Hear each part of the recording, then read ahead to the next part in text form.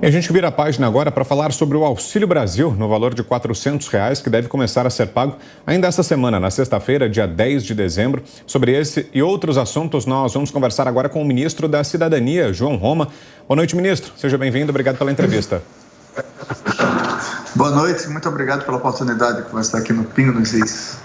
Ô, ministro, e apesar da aprovação agora para esse mês de dezembro, ainda segue o impasse em torno do financiamento do programa a partir do ano que vem por causa da PEC dos precatórios, né? Ela foi aprovada na semana passada no Senado, mas voltou à Câmara e agora há uma negociação aí em andamento para que a parte comum da Câmara e do Senado seja promulgada e as mudanças que foram feitas pelo Senado sejam reavaliadas na Câmara em outro momento. Como é que vão essas negociações? O senhor acha que tem condições políticas de que parte, pelo menos, dessa PEC, a PEC dos precatórios, seja promulgada ainda esse ano, ministro?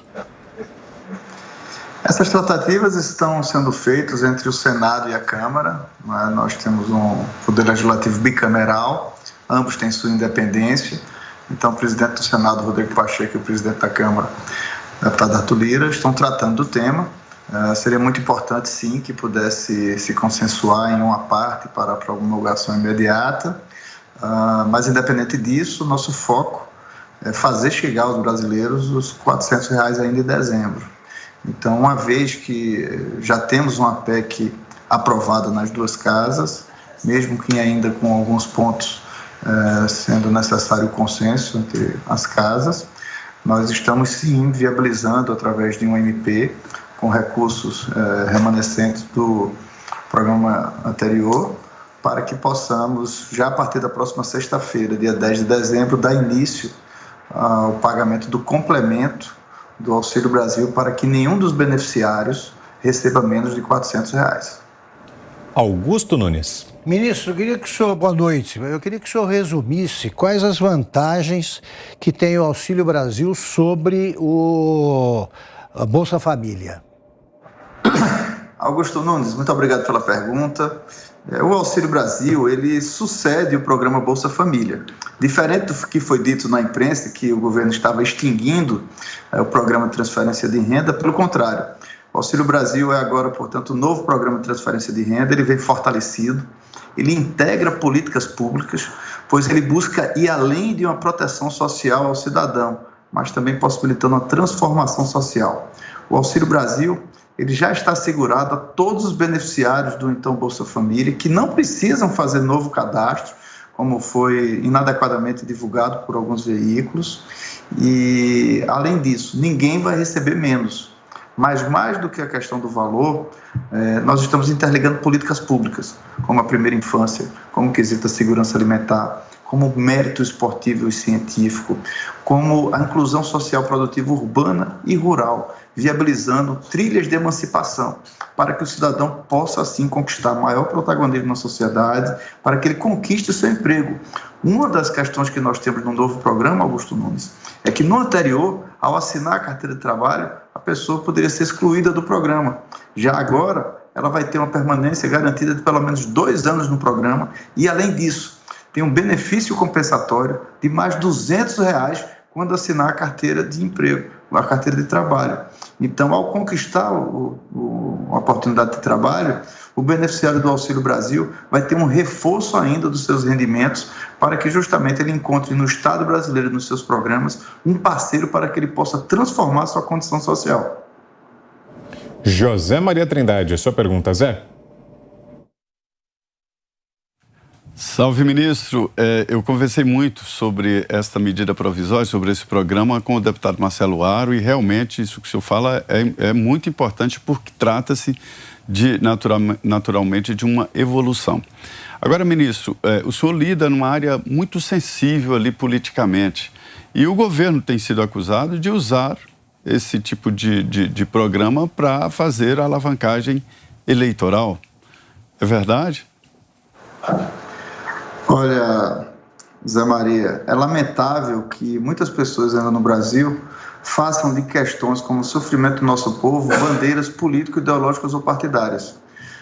O que nós estamos tratando aqui é de um avanço de uma ferramenta de transformação social, um fortalecimento da ação do governo na área social, através do Sistema Único de Assistência Social, fortalecendo toda a nossa rede SUAS, né, utilizando o cadastro único que está sendo reforçado e ampliado na sua base tecnológica, né, buscando cada vez mais fazer com que o Estado consiga ser mais eficaz, né, na sua ação social para o cidadão. O que nos interessa aqui é, de fato, não deixar ninguém para trás. Assim foi feito durante o enfrentamento da pandemia, onde muitos pais e mães de famílias estiveram obrigados a sair de suas casas para ganhar o sustento de suas famílias, e fizemos chegar ao cidadão necessitado e àqueles que estavam impedidos de desenvolver suas atividades o auxílio emergencial, que executou, apenas nesse período, mais de 10 anos do que foi executado em todo o programa Bolsa Família.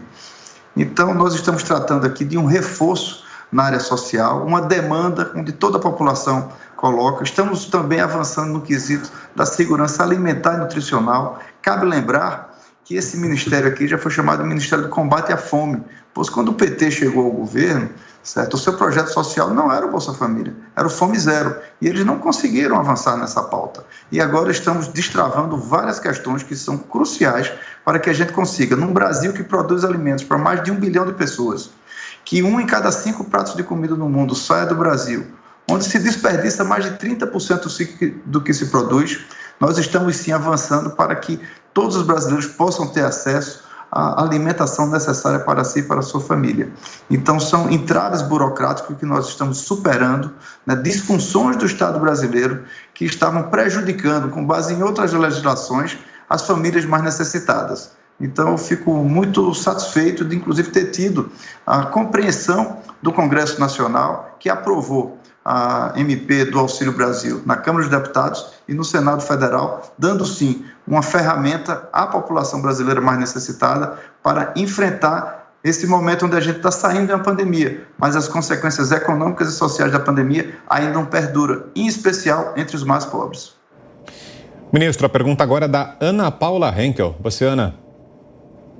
Boa noite, ministro. Vou entrar numa área onde eu dediquei aí 24 anos, né, da minha vida, que é o esporte, e sempre fui muito crítica ao Ministério do Esporte, até porque nós sabemos que na administração petista essa pasta foi usada aí como um tentáculo muito pesado de corrupção, e hoje o esporte ele está dentro da pasta aí da cidadania, na Secretaria Especial de Esporte.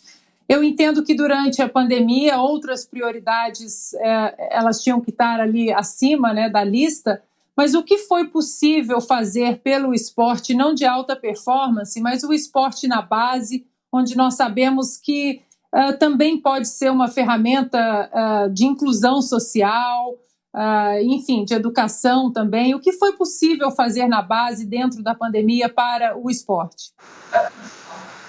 Muito obrigado pela pergunta, Ana Paula. De fato, o Ministério da Cidadania também trata toda a política do esporte, e esse ano nós conseguimos também uma superação no quesito do esporte. Não apenas na alta performance, como você comentou, eu mesmo estive representando o governo federal lá em Tóquio, na realização das Olimpíadas. Na sequência, o governo também apoiou a Paralimpíada lá em Tóquio. Foi, sem dúvida nenhuma, a Olimpíada e Paralimpíada, onde o Brasil conquistou o maior número de medalhas, mas antes disso está justamente o trabalho de base, a parte que mostra que o esporte é sim uma importante ferramenta de transformação social. Nós conseguimos esse ano bater o recorde também na destinação de Bolsa Atleta e Bolsa Pódio. Esse ano, Ana Paula, conseguimos realizar o GEBS, que por 17 anos não ocorria no Brasil. E conseguimos fazer a realização dos Jogos Estudantis Brasileiros com delegação de todos os estados brasileiros. Reformulamos também programas sociais importantíssimos para que o esporte chegue, sim, lá nas comunidades como uma ferramenta importante e transformadora, não apenas com equipamentos, não apenas com obras e quadras, mas também com assistência, com toda uma estrutura para os jovens atletas, com instrutores capacitados para poder fazer com que esses jovens, ao perceberem seus talentos, possam sim superar suas marcas e orgulhar o Brasil lá no futuro. Então, mesmo durante todo o enfrentamento dessa pandemia, a área do esporte funcionou de vento e popa, e além disso, né, a nossa lei do esporte aqui teve a prestação de contas zerada, né, não tivemos nenhuma pendência em toda essa parte documental. Então, isso também é um legado muito importante para a área do esporte e para o nosso orgulho.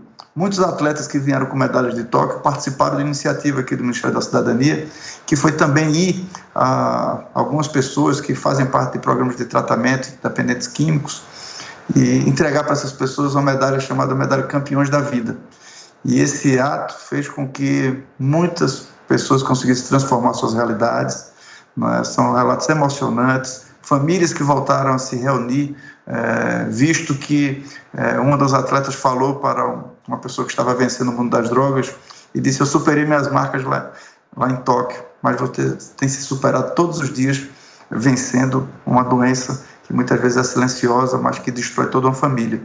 E são relatos muito emocionantes, daí você vê a importância do esporte, não apenas para a gente ganhar medalha, mas para transformar a nossa nação. Mais uma pergunta, ministro. Agora é o Guilherme Fiuza. Boa noite, ministro João Roma. O senhor é ministro da Cidadania e no seu estado, a Bahia, a cidadania está sendo trucidada pelas autoridades locais com a criação de uma subcidadania de não vacinados, com cidadãos sendo barbarizados nas ruas desde a época do lockdown, toque de recolher. Nós vimos cenas, né? Trabalhador, o ônibus não chegava, toque de recolher, chegava a polícia em cima do trabalhador com violência. Como o senhor está vendo, ministro João Roma, essa situação na Bahia? Eu vejo como uma desordem total, Guilherme. De fato, um governo que não tem conseguido atender a população, nem superar os entraves do dia a dia do baiano. Isso dá para ver claramente com a questão da educação na Bahia, que tem ficado como o último do ranking no Brasil. A questão da segurança nem se fala. Hoje mesmo, logo pela manhã, recebi um relato do presidente do Banco do Brasil, mais uma agência detonada na Bahia, enquanto em outros estados está caindo o índice de assalto a banco. Na Bahia parece que está virando um ambiente para estar se criando esse novo cangaço, sem uma ação coordenada do governo, né, para proteger um serviço tão essencial para a população. E relatos como esse que você falou, realmente de impor, né, as pessoas como se tivesse uma constituição paralela no estado da Bahia. Hoje mesmo, né, uma pessoa me mandou uma mensagem dizendo que seu filho foi impedido de entrar na escola porque ele não tinha um passaporte vacinal, né, e a pessoa sabia que não havia regramento federal acerca disso. Mas a Bahia tem colocado essas questões acima, inclusive, de estar tratando temas importantíssimos para o Estado que precisa, sim, mostrar vetores de desenvolvimento para gerar emprego para a sua população, um dos estados que tem uma das maiores quantidades de beneficiários dos programas sociais, né, que tem uma situação cada vez mais que precisa reforçar a ação do governo federal lá na Bahia, certo? Realmente nos entristece muito, né, a situação como hoje está sendo gerido o estado da Bahia, realmente o governo que... Perfeito. Então, o ministro aqui aos pingos nos is. Muito obrigado. Boa noite.